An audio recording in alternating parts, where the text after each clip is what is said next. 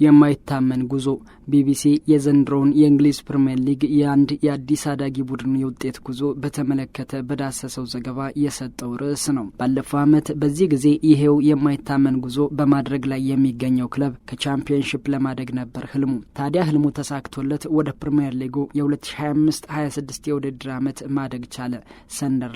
ሰንደርላንድ አሁን በውድድር ዓመቱ ለታላላቅ ክለቦች ፈታኝ ሆኗል። በ11 ጨዋታ 5 አሸንፏል። 4ቱን አቻ ተለያይቷል። 2 ጊዜ ደግሞ ተሸንፏል። 19 ነጥቦችን በመሰብሰብም 4ኛ ደረጃ ላይ መቀመጥ ሲችል ለአዲስ ላደገ ቡድን ይህ የማይታመን ነው ተብሏል።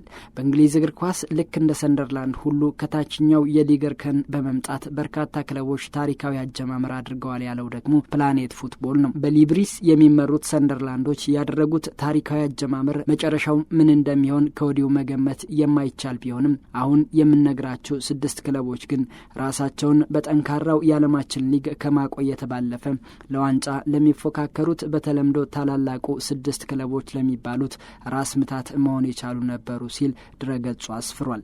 እኛም በዛሬው ማህደረ ስፖርት ፕሮግራማችን እነዚህ ክለቦች የነበራቸውን ጠንካራ አጀማመር፣ የጨዋታ እንቅስቃሴና ያስመዘገቡትን ውጤት እንዳስሳለን።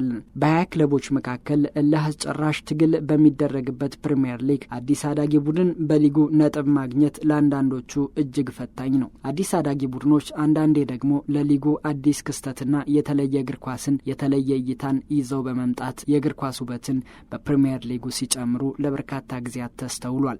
6ኛ ደረጃ ላይ የተቀመጠው የዌስትሃም ታሪክም ይህንኑ ነው የሚነግረን። 2006 ላይ ዌስትሃም በሊጉ እንግዳ ቡድን ነበር። አሰልጣኛቸው ደግሞ እውቁ እንግሊዛዊ ታክቲሻን አለን ፓርዲው ነበር። በጥሎ ማለፉ ወደ ፕሪሚየር ሊጉ ያደጉት ዌስትሃሞች ከመጀመሪያዎቹ 5 ጨዋታዎች 3ቱን በማሸነፍ በሊጉ ጥሩ አጀማመር አድርገው ነበር የሚለው ፕላኔት ፉትቦል በ4ኛ ደረጃ ለበርካታ ወራት መቆየታቸውንም አስታውሷል። የውድድር ዓመቱ አጋማሽ ላይ ግን የውጤት መዋዠቅ ቢገጥማቸውም በጥቅሉ 55 ነጥቦችን በመሰብሰብ 9ኛ ደረጃን ይዘው ነበር የጨረሱት። በቡድኑ ውስጥ ዮሲቤናዩን፣ ዲን አሽተን፣ ቦቢ ዛሞራን የመሳሰሉ ኮከቦች ልዩነት ፈጣሪ ነበሩ። ቡድኑ በኤፍኤ ካፕ ዋንጫ ፍጻሜም ደርሶ በስቴቨን ጀራርድ ልዩ ግብ እጁን ሰጠ እንጂ በዋንጫ የውድድር ዓመቱን የመጨረስ አጋጣሚም ፈጥሮ ነበር። የመዶሻዎቹ ውብ ጉዞም ለአዲስ አዳጊ ቡድን በምርጥ ውጤት ተርታ 6ኛ ደረጃ ላይ የተቀመጠ ሆኗል። 5ኛው ሪዲንግ ነው። አሁን በሊጉ ስማቸውን ከማንጠራቸውና የፕሪሚየር ሊግ ተሳትፎን ማግኘትና ማደግ ካልቻሉ ክለቦች አንዱ ቢሆንም ለፕሪሚየር ሊጉ ውበትን ካላበሱ ውብ ቡድኖች አንዱን አሳይቷል ይላል ፕላኔት ፉትቦል። 2006-2007 በሊጉ ከመሳተፉ አስቀድሞ ሪዲንግ በቻምፒየንሺፑ ታይቶ የማይታወቅ ክብረ ወሰን 106 ነጥብ በመሰብሰብ በመጨረስ ታሪክ መስራት ችሎም ነበር። በአሰልጣኝ ስቲቭ ኮፔል የሚሰለጥኑት ሪዲንጎች በተለይ በፊት መስመሩ ላይ ኬቪን ዶይልና ሊሮይ ሊታ የፈጠሩት ጥምረት ለሊጉ ተከላካዮች ፈተናም ነበር። አጥቂዎቹ በመካከላቸው የነበረው መናበብና ግሩም እይታም በሁለቱም በኩል 20 ግቦች በጋራ ማስቆጠር እንዲችሉ ረድቷቸዋል። አሰልጣኝ ስቲቭ ኮፔል ባደረጉት ውብ አጀማመርም መስከረምና ህዳር ወር ላይ የወሩ ምርጥ አሰልጣኝ ሆኖ መመረጥ ችሎ እንደነበረም በፕሪሚየር ሊጉ ድረገጽ አግኝተናል። ሪዲንግ 55 ነጥብ ይዞ 8ኛ ደረጃ ላይ ሆኖ ሲያጠናቀቅ በመጨረሻው ጨዋታ ላለመውረድ ከሚጫወተው ዋትፎርድ ጋር ባደረገው መርሃ ግብር 2-2 ተሸንፏል። ይህ ውጤትም ከአውሮፓ ተሳትፎ ውጭ አድርጓቸዋል። ሪዲንግ ከዚህ የውድድር ዓመት በኋላ በቀጣዩ ግን ወደ ቻምፒየንሺፑ የተመለሰ ሲሆን ዳግም አንድ ጊዜ ወደ ፕሪሚየር ሊጉ ተመልሶ ቢታይም ከዛ በኋላ ግን ወደ 20ዎቹ የእንግሊዝ ፕሪሚየር ሊግ ተፎካካሪ ቡድኖች መካከል መመለስ ተስኖት አሁን ከቻምፒየንሺፑ ሳይቀር ወርዶ ሊግ 1 ላይ እየተሳተፈ ይገኛል። 2018-19 የውድድር ዓመት በፕሪሚየር ሊጉ ካሳያቸው ድንቅ ቡድኖች አንዱ በመሆን በ4ኝነት ተቀምጧል። በኑኖ ኢስፒሪቶ ሳንቶ እየተመራ ለሊጉ ድንቅ ውበትን መጨመር የቻለው ወልቨርሃምፕተን ወንደረርስ ለረጅም ዓመታት በቆየበት የታችኛው ሊግ ወደ ፕሪሚየር ሊግ እንዲያድግ ከፍ ያለ ሀብት በመመደብ ባለሀብቶቹ በሰጡት ትኩረት ወልቭስ ከ18 ዓመታት በኋላ ወደ ፕሪሚየር ሊጉ ተመልሷል። ባደገበት የፕሪሚየር ሊግ የውድድር ዓመትም አዲስ ታሪክ ጽፎ ጨርሷል። 57 ነጥቦችን በጥቅሉ ሰብስቦ 7ኛ ደረጃን ይዞ ሲያጠናቀቅ ይህ በክለቡ የምስረታ ታሪክ ከ38 ዓመታት በኋላ ከፍተኛው ነጥብ ሆኖ ተመዝግቦለታል። ራውል ሂሜኔዝ፣ ዲያጎ ጆታ፣ ሩበን ኔቬዝ እና ጃኦ ሙቲኒዮን የመሳሰሉ ኮከቦች ደግሞ በአሰልጣኝ ኑኖ ኢስፒሪቶ የጨዋታ መንገድ ውስጥ ለእንግሊዝ ፕሪሚየር ሊግ ዋነኞቹ ተቀናቃኞች ተቀናቃኞች ታላላቅ ቡድኖች ሳይቀር እጅግ ፈታኝ ቡድን እንዲሆን አድርጓቸው ነበር። ቡድኑ የአውሮፓ ሊግ ተሳትፎን ሲያረጋግጥ በውድድር ዓመቱ የኤፍኤ ካፕ ግማሽ ፍጻሜ መድረስም ችሏል። የኑኖ ኢስፒሪቶ ሳንቶ ቡድን ያገኘውን የአውሮፓ ሊግ ተሳትፎን በሚገባ ተጠቅሞበትም እስከ ሩብ ፍጻሜ መድረሱን ፕላኔት ፉትቦል አስነብቧል። ወልቭስ አሁን ላይ በሊጉ ብዙ የመውረድ ስጋት ሳይደቀንባቸው ከቀጠሉ ቡድኖች መካከል ምናልባትም የቅርብ ጊዜ ታሪክ ውስጥ ተጠቃሹ ቢሆንም በዚህ የውድድር ዓመት እያስመዘገቡት ያለው ውጤት ግን በብዙዎች ዘንድ ከወዲሁ በስጋት የተቀመጠ ሆኗል። ሶስተኛው ባደገበት ዓመት በሊጉ ምርጥ እንቅስቃሴን ማሳየት የቻለው ሰንደርላንድ ነው። በ1999-2000 የውድድር ዓመት 58 ነጥብ በመሰብሰብ 7ኛ ደረጃን ይዞ ማጠናቀቅ ችሏል።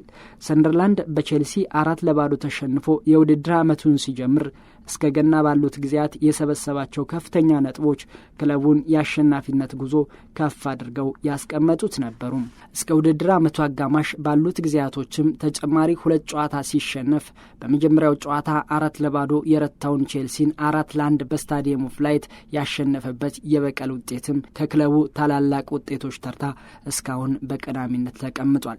ገና ላይ 3ኛ ደረጃ ላይ የተቀመጠ ሲሆን ነገር ግን ሰንደርላንድ ከቦክሲንግ ዴይ በኋላ በ11 ተከታታይ ጨዋታዎች ማሸነፍ አለመቻሉ ከቻምፒየንስ ሊግ ተሳትፎ ውጭ እንዳደረገው ፕላኔት ፉትቦል አስታውሷል። ሰንደርላንድ ከመጨረሻዎቹ 9 ጨዋታዎች 5ቱን አሸንፎ ማጠናቀቁ የሚታወስ ሲሆን ክለቡ በእንግሊዝ እግር ኳስ አዲስ በማደግ 30 ግብ ያስቆጠረ አጥቂም ማሳየት ችሏል።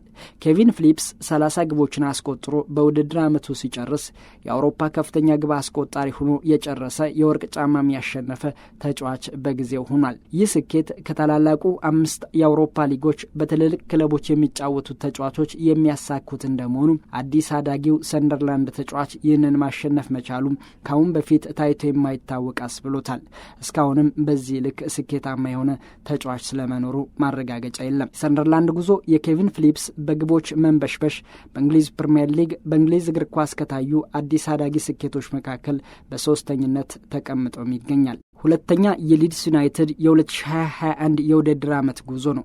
ሊድስ በታክቲሽያኑ ማርሴሎ ቢየልሳ እየተመራ ያሳየው የእግር ኳስ እንቅስቃሴ አዲስ ከማደግም አልፎ ለሌሎች ክለቦች የጨዋታ ዘይቤን ማጣቀሻ የሆነ ነበር። እጅግ ፈጣንና ማጥቃት ላይ መሰረት ያደረገ አዝናኝ እግር ኳስን የሚጫወተው የዮርክሻየሩ ክለብ ለተጋጣሚው የማይመች ለደጋፊዎች ደግሞ ውብ ገጽታን የፈጠረም ነበር። ከረጅም ጊዜያት በኋላ ወደ እንግሊዝ እግር ኳስ የተመለሰው የኤላንድ ሮድ ስታዲየምም በውብ ደጋፊዎቹ ተመልሶ ጎልቶ በሚሰማው ጩኸትና ዝማሬ ለተቃራኒ ክለቦች በኮቪድ ምክንያት ምቾት ባይሰጥም ቡድናቸው ግን በሚገባ የተብላላና በደንብ የሰለጠነ ስለነበረ ለተቃራኒ ቡድኖች ራስ ምታት መሆን መቻሉንም ታሪክ ያስታውሳል። ፓትሪክ ባምፎርድና ራፊና የፈጠሩት ጥምረት በአማካይ ክፍሉ ደግሞ ከልቪን ፊሊፕስ የሚያንቀሳቅሰው የኳስ አቀጣጣይነት ሚና በፈጣን ተመላላሽ ተከላካዮች የማጥቃት እገዛ ታክሎበት ለሊጉ ድምቀት ሆኖ እንደነበር ሊድስ የሚታወስ ነው።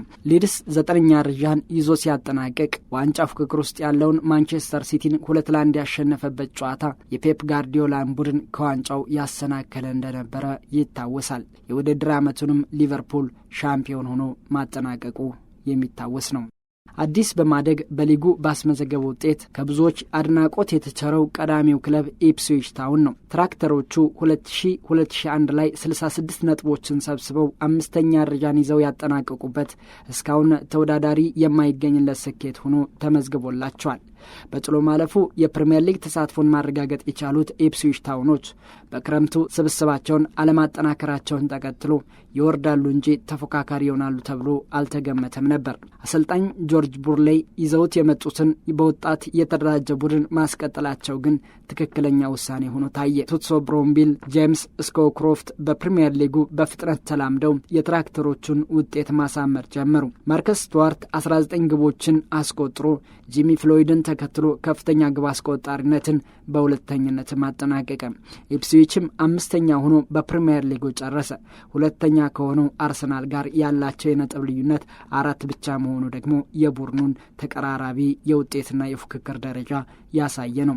ይህ የኢፕስዊች ጉዞ ለአዲስ አዳጊ ቡድን የማይታመን ሲባል 2002 ላይ ግን አብዛኛውን ወጣት ኮከቦችን በታላላቅ ቡድኖች መነጠቁን ተከትሎ በሊጉ መውረዱን ፕላኔት ፉትቦል አስታውሷል። በዘንድሮ የእንግሊዝ ፕሪሚየር ሊግ በ11 ጨዋታ 19 ነጥብ ላይ የደረሰው ሰንደርላንድ ከላይ ካነሳናቸው ክለቦች የተሻለ ያስመዘግባል ወይንስ በ10 ጨዋታዎች ባስመዘገበው ውጤት ከመሪዎች ተርታ የነበረው ሊድስ ዩናይትድ እግር ኳስ ክለብ በሁለተኛው ዙር ጨዋታ ማሸነፍ ተስኖት እንደወረደው ሁሉ የውጤት ቀውስ ያጋጥመዋል የሚለውን አብረን እናየዋለን። ታሪኩ አይኒዋ የፕሮግራሙ አዘጋጅ ነበርኩ። ጤና ይስጥልን።